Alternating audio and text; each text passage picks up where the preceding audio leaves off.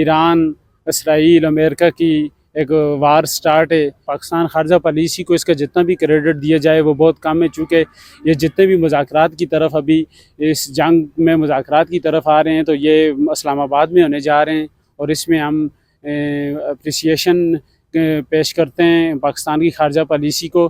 چونکہ آپ دیکھیں ایران اسرائیل اور یہ امریکہ کی جنگ کی وجہ سے all over the world destruction ہی ڈسٹرکشن ہو رہی ہے، تباہی ہے، انسانی جانیں جا رہی ہیں.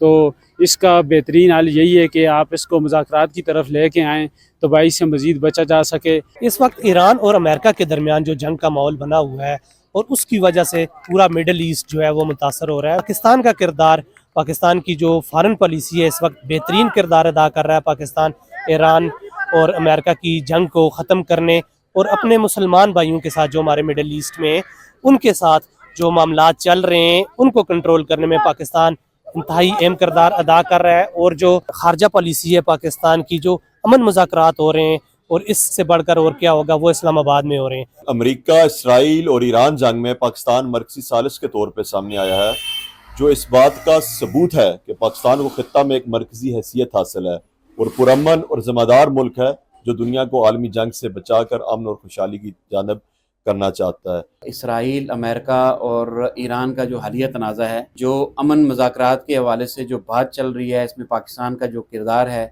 اور پاکستان کی جو خارجہ پالیسی ہے وہ جس طرح سے اس سارے ایشو کو ہینڈل کر رہی ہے، یہ مبارکباد کی مستحق ہے. اور یہ پاکستان کی کامیاب خارجہ پالیسی کا نتیجہ ہے کہ آج امن مذاکرات کے لیے پاکستان کا رول جو ہے وہ تسلیم کیا جا رہا ہے، اور پاکستان کو اس اہم کارنامے کے لیے جو ہے وہ منتخب کیا جا رہا ہے. اس پر ہم جو ہے نا وہ پاکستان کی خارجہ پالیسی کو مبارکباد کی نظر سے دیکھتے ہیں، اور دنیا کے اندر جو ہے نا وہ پاکستان کا کردار جو ہے وہ بڑا ہے اور پاکستان کا مقام جو ہے نا وہ بلند ہوا ہے. تو یہ کامیاب خارجہ پالیسی کا نتیجہ ہے.